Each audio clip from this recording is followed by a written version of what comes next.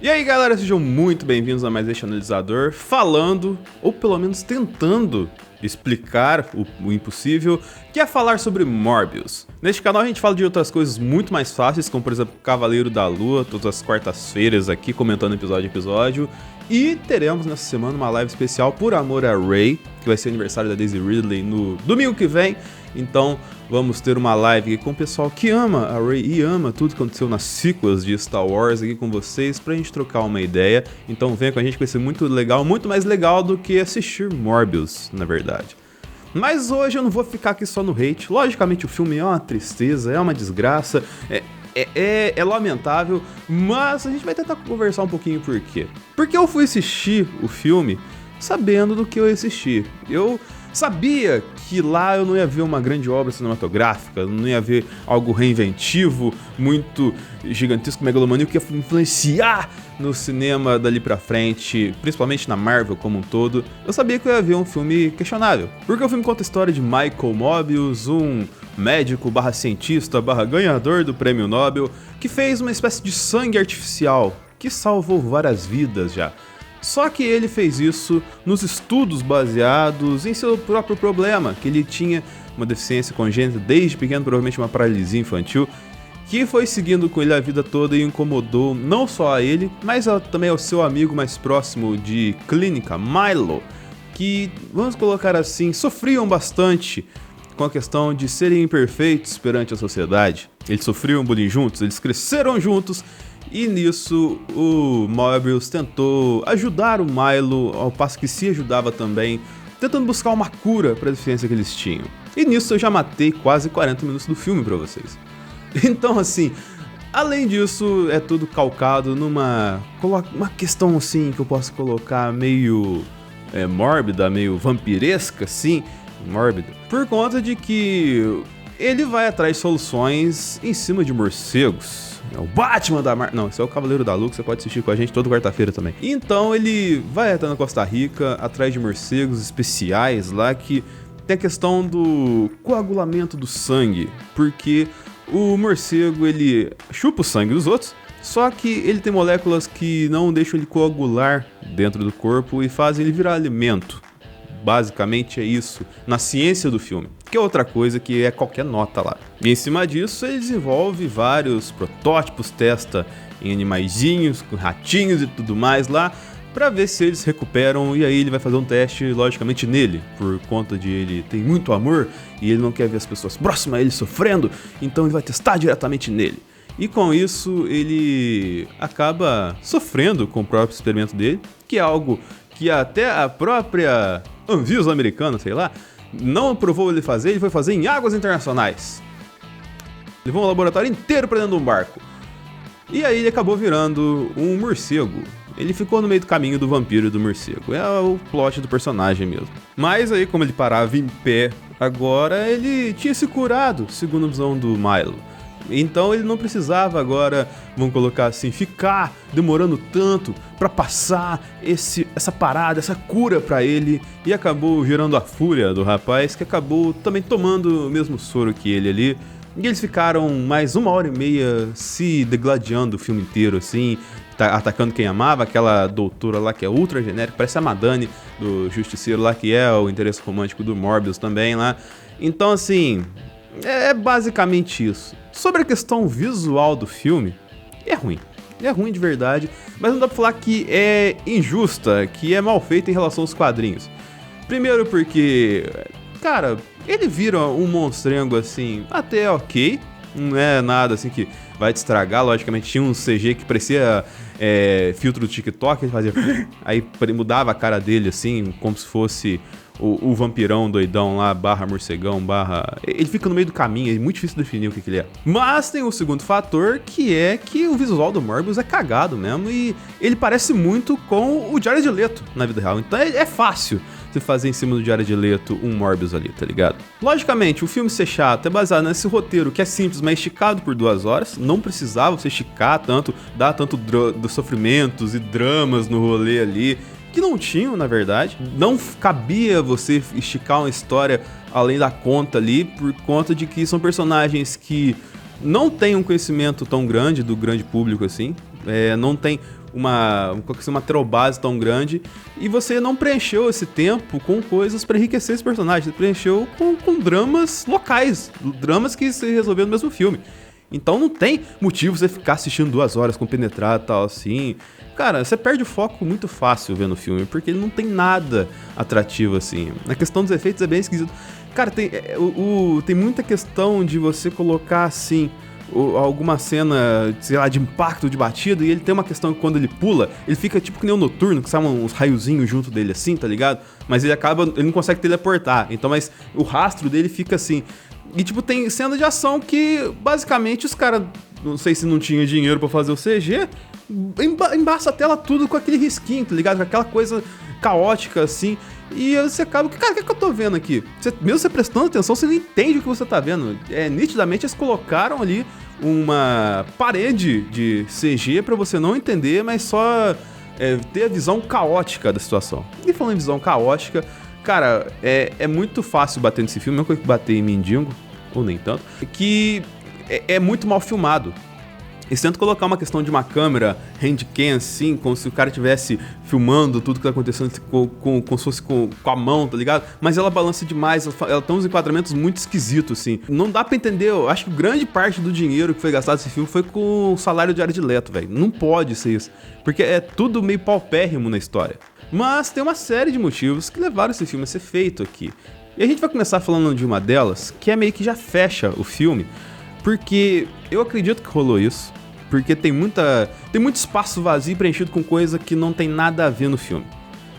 Que é as conexões que teriam com o MCU. Por conta de que o trailer mostrou já várias vezes, pôster de um abutre e tudo mais e tal... E assim, muita coisa foi tirada do filme, que tava no próprio trailer, não está no filme. Porque a grande verdade é que, cara, se tiver referência, e eu sinceramente não me preocupei com isso, porque não fez o menor sentido ou teve algum peso na narrativa do filme, um jornal aqui, um pôster ali. Isso, cara, me passou batidaço, assim, nada pegou, assim, que tem alguma ligação, entendeu? Mas tem a questão importante, que é a questão do pós-crédito, que eu acredito que aconteceu o quê? Kevin Feige viu aquela história medíocre e falou, cara, isso aqui não vai passar no meu universo nem a pau.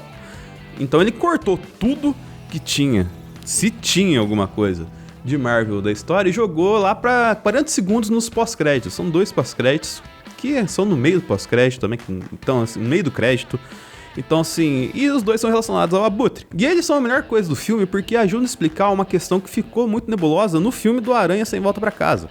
Por conta do primeiro pós-crédito ser o Abutre se materializando na prisão no mundo do Morbius, ele fica inocentado por conta disso, porque não tem nenhum crime naquela linha do tempo ligada a ele. Pegando já um pouquinho no conceito do Loki, ele tava na linha do MCU que a gente conhece, ele basicamente saiu da linha do MCU, foi pra linha do Morbius, que provavelmente é a linha do Venom, que é uma linha que não existe Abutre ainda. Então, nessa linha, ele de fato não tem nenhum crime, ele surgiu dentro da cadeia, por conta da fenda, que a fenda abre igualzinho abriu no filme do Aranha, e ele é inocentado e sai, e já faz uma armadura de Abutre e tudo mais. E isso é bom que ajuda a explicar que quando teve essa cisão, a gente teve os personagens que vieram de outras linhas da Marvel para a linha do MCU, que eram os do Tobey Maguire e os do Andrew Garfield. E aí a gente teve gente que saiu da linha do MCU e foi para as outras linhas. Então assim... No caso aqui foi conveniência? Lógico que foi conveniência. Muito provavelmente nenhum cara vai ter desaparecido da linha do MCU por conta do feitiço do Doutor Estranho que tem conexão com o Homem-Aranha. Sei lá, se você jogar o Máquina de Combate numa linha temporal dos X-Men da Fox, não faz o menor sentido isso. Mas seria possível porque conhece o Homem-Aranha. Então isso ajuda a entender que, tipo assim, o tráfego de personagens entre as linhas não foi exatamente do jeito que a gente pensava, porque tinha aquela dúvida lá, mas como é que o Electro sabe que o Andrew Garfield, o Peter Parker do Andrew Garfield é o Peter Parker, sendo que ele só conheceu a aranha dele, ele vai conhecer que é o Peter Parker lá na frente, quando ele tira a máscara lá naquela hora que fala assim, deve ter um aranha negro por aí e tal.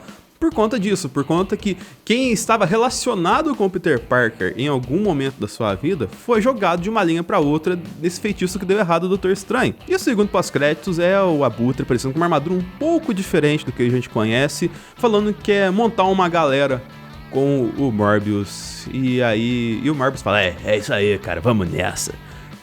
E aí acaba o filme. Assim, isso dá um desânimo? Dá, por conta de que vai se formar agora um filme de vilões e provavelmente o filme da Madame Teia tem conexão com essa galera, porque é a mesma galera de roteiro que fez esse filme aqui, esse roteiro brilhante, vai fazer o roteiro da Madame Teia também, que tem a menina do Euphoria, tem a Dakota Johnson, que todo mundo gosta também, e ainda tem o filme do Craven, do Aaron Taylor Johnson, que já apareceu no MCU, mas agora vai ser outro personagem ali, que deixa tudo muito bagunçado.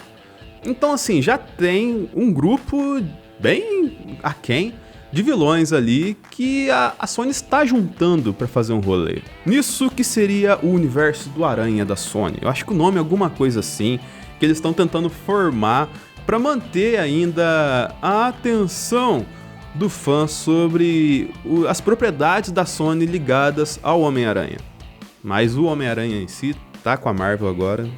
Então, do jeito que tá se construindo o rolê tão bem esquisito aqui, dificilmente esse Aranha do Tom Holland deve vir aqui pra lutar com essa galera, tá ligado? Acho que esse tipo, cara, uma aparição assim, bem Wakanda, final de Vingadores Ultimato, abrindo os portais e vindo uma galera e tal. Mas então tá, se não é o Aranha do Tom Holland que vai lutar com essa galera, qual Aranha que vai lutar? Pode ser o do Tobey Maguire, acho difícil, ele com 70 anos lutando com esses caras, ou do Andrew Garfield, que eu acho difícil, porque o Andrew Garfield, ele suou pra voltar pro rolê, ele vai encarar uma galera bem esquisita ali, eu acho que não vai ser bem assim não, até pra galera que curtia o Homem-Aranha dele e tal, assim, tem uma questão mais resolvida pra gente ter um terceiro filme ali, porém eu não duvido de ser o mais plausível. Então não sobra quem? Não sobra o Venom do Tom Hardy, ele pode ser o Aranha dessa galera, ele pode ser o cara que vai lutar com todo mundo aí. Ainda mais que ele conhece o Homem-Aranha, ele que nem aquela questão que eu falei, ele conhece o Homem-Aranha, ele pulou pro MCU no filme, mas ficou de férias e voltou pra linha do tempo dele depois de deixar o Venom com o Dani Rouras lá no final do Homem-Aranha. Então ele pode ser o cara que vai resolver esse rolê desse universo do teioso da Sony que tá muito cagado. Mas por que ainda fazem assim? Já que, cara, a recepção de Venom, a recepção desse filme, até a recepção do Carnificina aí, que, cara, é terrível, é bem questionável. Por que ainda seguem fazendo isso? Antes de eu falar isso, eu só gostaria de pedir pra vocês, mais uma vez, curtirem, compartilharem, favoritarem, se sinalizarem, se inscreverem nesse canal. Comenta aqui embaixo o que você acha desse universo da Sony, do Venom e desses filmes aí, querendo colocar um aranha goela abaixo, o Kevin Feige, não, larga a mão. Comenta com a gente, vem a nossa live de Cavaleiro da Lua, quarta-feira às 9 da noite nesse belo canal. E também na nossa live de sexta-feira, Por Amor a Rey, a gente vai falar um pouquinho de Star Wars, da Daisy Ridley e de tudo que envolve as sequels também. É polêmica a live. Então venha conosco, assim como uma questão que envolve trazer tudo essas paradas do Aranha que não é Aranha na Sony. Envolve dinheiro. Morbius, eu coloco ele um tanto quanto melhor que o Venom Carnificina. O termo carne-piscina fica muito na minha cabeça. Mas ele é pior que o primeiro Venom. Só que a gente tá falando de praticamente uma briga de merda, porque são 3 filmes medíocres ali, terríveis. Então por que ainda seguem fazendo filmes assim, e ainda tem mais 2 projetos engatilhados, e provavelmente mais um terceiro que vai juntar essa galera toda lá no futuro, no mínimo? Dinheiro. Por conta de que, por mais que esses filmes sejam execráveis, a bilheteria de Venom é maravilhosa. Do Carnificina, um pouco menos, mas ainda é muito acima, por exemplo, de Uncharted, que foi uma grande aposta da Sony. Então, esses filmes, querendo ou não, eles estão dando lucro pra Sony. A produção é baixíssima, os efeitos são terríveis, como a gente acabou de falar aqui. A produção de Morbius deve ter girado em torno de 75, 80 milhões de dólares. E, cara, isso se você for um fracasso no cinema, você recupera esse dinheiro. Então, dá lucro pra Sony fazer filme merda. E eles vão seguir fazendo por conta de que, cara, eu acho que é muito mais vantajoso pra eles fazerem uma série de produções esquisitas com os filmes do Aranha na Sony e tal, assim, e do que entregar esses direitos pro MCU, que eles vão ter dinheiro pra nada, assim.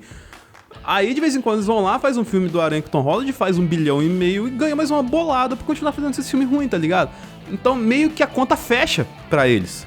Por mais que pro fã não feche, de alguma forma isso dá dinheiro pra eles por conta de uma questão que aconteceu lá atrás, muito antes de MCU e tudo mais, quando a Marvel Comics estava com problemas financeiros e vendeu os direitos do Aranha pra Sony por uma mixaria. Então, assim, vai seguir desse jeito, a gente vai continuar a ter filme esquisito do Aranha, mas pelo que a gente tem visto, dificilmente isso vai atrapalhar o Aranha dentro do MCU. Porque pelo jeito ele vai continuar, isso é bem positivo, visto o que aconteceu no final do Sem Volta Pra Casa. Porém, fica sempre aquela questão que se eles derem uma bobeira, se o Kevin Feige piscar, a M. Pascal vai lá e pega o Aranha de volta e coloca ele no meio dessa bagunça e tal. Então, assim, a gente ainda não vai se desligar desse rolê tão cedo. Ficou um grande medo por conta de Morbius, pelo fato de tanta referência de MCU que eles colocaram, mas provavelmente teve uma faca do Kevin Feige passando ali, que nem na manteiga quando ela tá quente, e deve ter limado muita coisa que eles tentaram empurrar a goela abaixo de MCU nesse rolê. A gente fica feliz com isso, mas ainda fica preocupado com o que vai acontecer com a Aranha nesse cenário todo. A gente só quer ver o menino Tom Holland ser um Aranha legal, assim como os outros dois tiveram a chance agora, e ele vai ter depois de rebootarem tudo que ele teve construído até agora no MCU. Então é isso, espero que tenham gostado do vídeo, curta, compartilhe, favorite, sinalize, se inscreva e até o analisador, talvez falando de alguma outra bomba da Sony por aí.